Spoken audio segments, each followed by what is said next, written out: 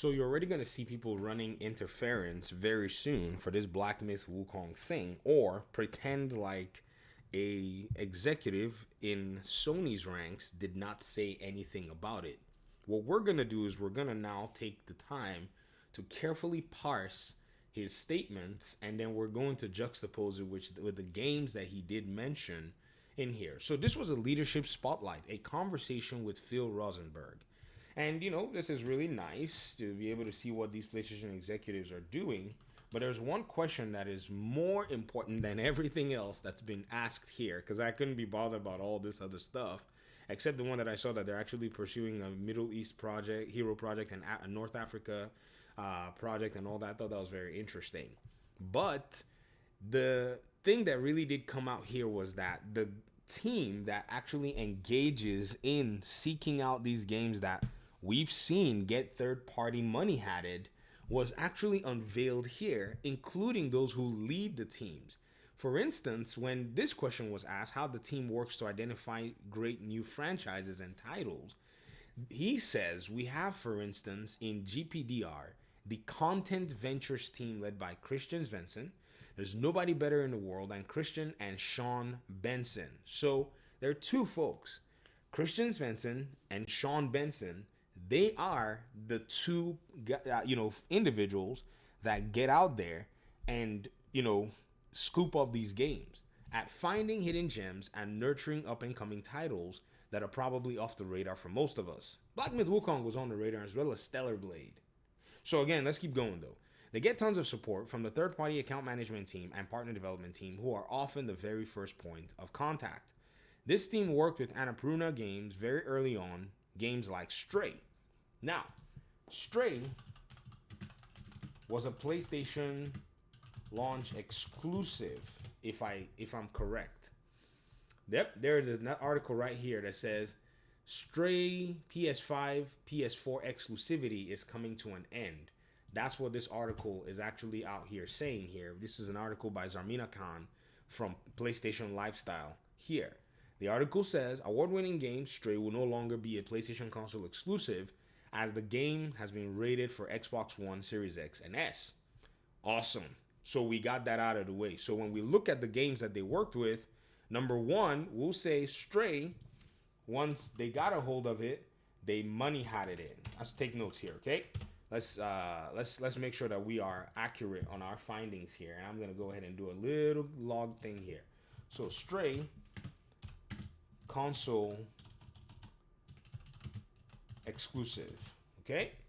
All right. Let's split this screen into two. Now, the second game that he mentions here is whoops, I think I lost my question. Oh, it's right here. Okay. Second game he calls is Genshin Impact. Genshin Impact, if you guys remember, was also a PlayStation console exclusive, which just recently came to Steam and Game Pass as well. That one, so it recently came to Xbox, sorry, and Game Pass. That is something that we also remember. So check this out. This is an article written by Raul Landaverde. Okay, Landaverde, yeah. Genshin Impact fans aren't happy with PlayStation Executive Sword stats. In this article, he starts out by saying Genshin Impact fans are unhappy about the stats for the Sword of Decision Weapon, which is exclusive to the PlayStation 4 and PlayStation 5 versions of the game. So apparently, this was something that was also extra content that was only exclusive to PlayStation. So Genshin Impact console exclusive. And I want to do this because, there are people, I'm already seeing people on Twitter already say, but, it never talked about anything about exclusivity. And so I just want to go ahead and, quickly shut that down. Black Myth Wukong. Oh, yeah. That just conveniently also became a console exclusive as well. And then what other game do you talk about? Stellar Blade, which also became a console exclusive. Actually, a full-blown timed exclusive deal. Full-blown timed exclusive at the end of the day. Now, let me see. Was Genshin Impact a PlayStation exclusive, or was it a console or a timed exclusive? I don't know, man. I don't play Genshin Impact. So in the comment section if you know. Now, here's the thing. I've seen people cite games like Callisto Protocol because PlayStation helped them work on the game. But to that one, I already have the evidence that kind of dismisses everything about that. Because number one, Callisto Protocol was developed by the studio, something games. I can't remember the name of their name, but it belongs to the publisher Krafton. And Krafton ain't doing no exclusivity with you. However, if you look up Dan Allen Gaming, the YouTuber, Dan Allen Gaming, and look up Michael Schofield interview, there is a spot where Michael Schofield talks about the challenges that they had in using the PlayStation 5 development kit. It's in this interview. He talked about how, they were developing the game and all of a sudden they were like, hey man, you're going to have to make the game cross-platform. So he's like, okay, so they bring us the development kits and it's different from the PS4 development kit and all the instructions are in Japanese and you don't really know what to do. So he admitted that was a difficulty for them. So I'm not surprised in seeing how they basically worked with PlayStation to help with some, aspects. I don't know if it was only mocap or whatever it is, but it's not uncommon for studios to do mocap stuff even under PlayStation or even in some cases Xbox, because that's how Ninja Theory stays profitable. They do that kind of work for, Xbox and Xbox games. So now that we've basically taken that outlook and looked at everything, I think it's safe for me to say that because number one, and I'm going to base this on my three major arguments. Black Myth Wukong, right? Let me go ahead and just do this. Black Myth Wukong has now been confirmed, right? Confirmed to be confirmed by Phil Rosenberg to have been identified and supported like the 3 other console exclusives. That's point number one. Number two, Game Science not denying exclusivity. That's the second piece. 3, PlayStation not denying exclusivity. Actually, I thought I had only 3. 4, Xbox stating no technical concerns were raised to them. I have now come to the conclusion that Black Myth Wukong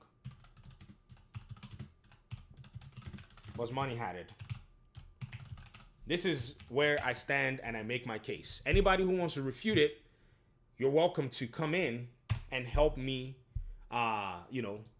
see if you can refute any of these points and if you can actually raise other, concerns and other questions. Because in terms of the caveat, like PlayStation works with some other studios that it doesn't money hat their games, I understand.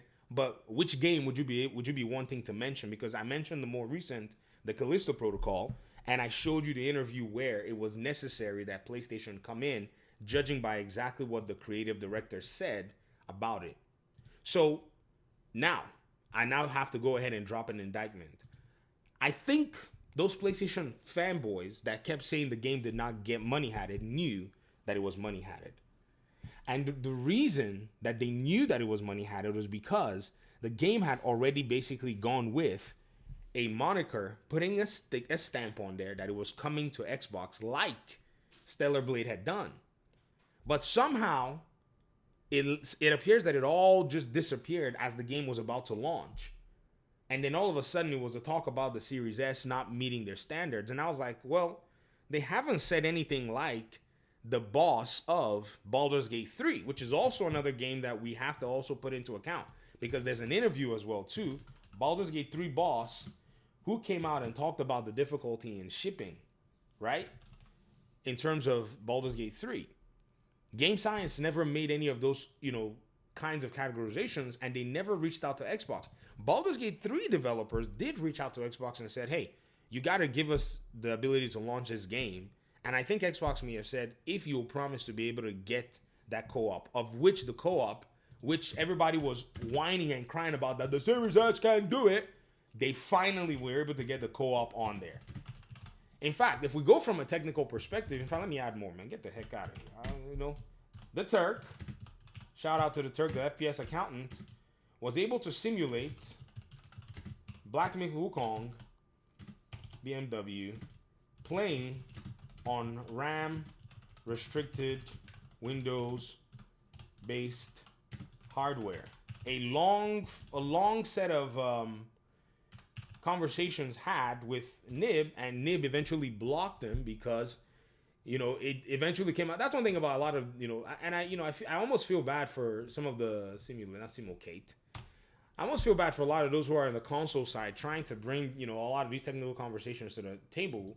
You got to understand that a lot of people on the PC side, having dealt with the restrictions that you can see from a lot of these different pieces, you're basically going to be you're going to be falling apart. I saw somebody tell me that the PS5 Pro was equivalent to a 3060 Ti and a 6700 XT, and I laughed and said, "What CPU though is inside of that PS5 Pro?" Because we have $100 CPUs that slap the PS5 Pro back and like it slaps it all over the place, and I'm talking brand new. I'm not even talking about used. I'm not even talking about I mean the plethora. That's one thing about gaming is it's so much fun where you actually open up the world of gaming PC and you're like, this is stupid. It's just stupid fun. But anyways, I wanted to go ahead and like take some time to just iron this stuff out and cook it out, and just see that our suspicions were correct. And I'm now confident, and at first I told you that I'm not confident in making this conclusion that Black Myth Wukong was actually money hatted. But after seeing this, I want to go ahead and state, because of these reasons, this game was money hatted by PlayStation. Thanks for watching the video. See you in the comment section. Appreciate y'all's time and audience. God willing, we'll talk pretty soon in another one. Peace out.